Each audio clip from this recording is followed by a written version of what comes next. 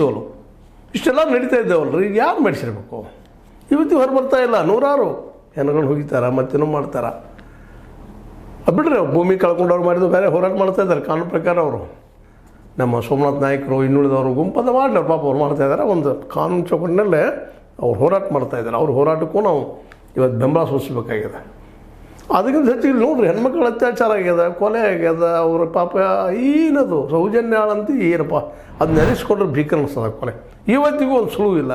ಪಾಪ ಸಂತೋಷ್ ರಾವ್ ಅಂತ ಅವನೋ ವ್ಯಕ್ತಿನ ಹಿಡ್ಕೊಂಡು ಅವನ್ನ ಗುರಿ ಮಾಡಿ ಏನೋ ಮಾಡಿದ್ರು. ಕಡೆ CBI ತಿಳಿತು ಅದಿಲ್ಲ ಅಲ್ಲ ಅಂತೇಳಿ. ಮತ್ತು ಯಾರು ಹಂಗಾದ್ರೆ ಸಂತೋಷ್ ರಾವ್ ಅಲ್ಲ ಅಂದರೆ ಇನ್ಯಾರು? ಆ ಇಬ್ಬರು ನರ್ಸ್ಗಳಿಗೆ ಗೊತ್ತದ. ಆ ನರ್ಸ್ಗಳು ಎನ್ಕ್ವೈರಿ ಯಾಕೆ ಮಾಡ್ತಾರಲ್ಲ ಇಲ್ಲಿವರೆಗೆ? ಮರು ತನಿಖೆ ಯಾಕೆ ಆಗ್ತಾಯಿಲ್ಲ? ಇದು ಪ್ರತಿಯೊಬ್ಬ ಇವತ್ತಿನ ಹೆಣ್ಣು ಮಕ್ಕಳ ಪ್ರಶ್ನೆ ಆಗಿಬಿಟ್ಟಿದೆ. ಕರ್ನಾಟಕದ ಹೆಣ್ಣು ಮಕ್ಕಳು ಜಾಗೃತರಾಗಿದ್ದಾರೆ. ಮಹಿಳಾ ಆಯೋಗ ಇರ್ಬೋದು, ಮಹಿಳೆಯರು ಹೋರಾಟಗಾರ ಇರ್ಬೋದು, ಅವ್ರು ಕೇಳ್ತಾ ಇದ್ದಾರೆ, ನಮ್ಮ ಹೆಣ್ಣು ಮಕ್ಕಳಿಗೆ ಎಣ್ಣೆ ಆಗ್ಯದಪ್ಪ, ಒಬ್ಬರಲ್ಲ ಇಬ್ಬರಲ್ಲ ಮೂರಲ್ಲ ನಾಲ್ಕರ, ಹಾಗೆ ನಿರಂತರ ಅದೇ. ಇನ್ನೂ ಎಷ್ಟಾಗ್ಯದ ಗೊತ್ತಿಲ್ಲ. ಸೌಜನ್ಯ ಅಂತಾಯಿತು, ವೇದವಲ್ಲಿಯದಾಯಿತು, ಪದ್ಮಲತಂದಾಯಿತು, ನಾರಾಯಣನ ತಂಗಿ ಯಮುನಾ ಅವ್ರದ್ದಾಯಿತು, ಯಮುನೋದು ಲಕ್ಷ್ಮಣ ಆಯಿತು. ಹಾಗೆ ನಡೀತಾನೆ ಇದ್ದೀವಿ ಸೀರಿಯಲ್ಗಳು. ಇದರ ಯಾವಾಗ ಒಂದು ಅಂತಿಮ ಫಲಿತಾಂಶ ತಿಳಿದೇನು?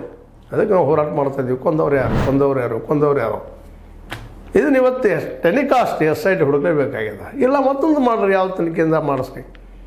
ನಮಗೆ ಈ ಕೊಂದವ್ರು ಯಾರು ಗೊತ್ತಾಗಬೇಕಾಗ್ಯದ. CBI ಮಾಡಿಸ್ರಿ, ಮತ್ತೆ ಅದು ಕಡೆಯಿಂದ ಮಾಡಿಸ್ರಿ. ಅದು ನಿಮ್ಮ ಜವಾಬ್ದಾರಿ ಸರ್ಕಾರಗಳಿಂದ.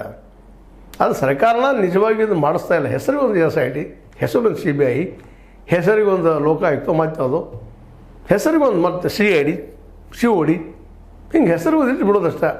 ನಂತರ ಅದು ರಿಸಲ್ಟ್ ಏನು ಕೊಡೋದು ಯಾರ ಮೇಲೆ ಹಾಕಿ ಹೋಗಿಬಿಡ್ತದು. ನೋಡಿರಿ, ವೇದವಲ್ಲಿ ಸಂದರ್ಭದಲ್ಲಿ ಅವರು ಹಾಕಿ ಗಂಡ ಮೇಲೆ ಹಾಕಿಬಿಟ್ರು. ಪಾಪ ನಂತರ ನಿರ್ದೋಷದ ಬಂದರು. ಪದ್ಮಲತದ್ದು ಅದೇ ಪರಿಸ್ಥಿತಿ.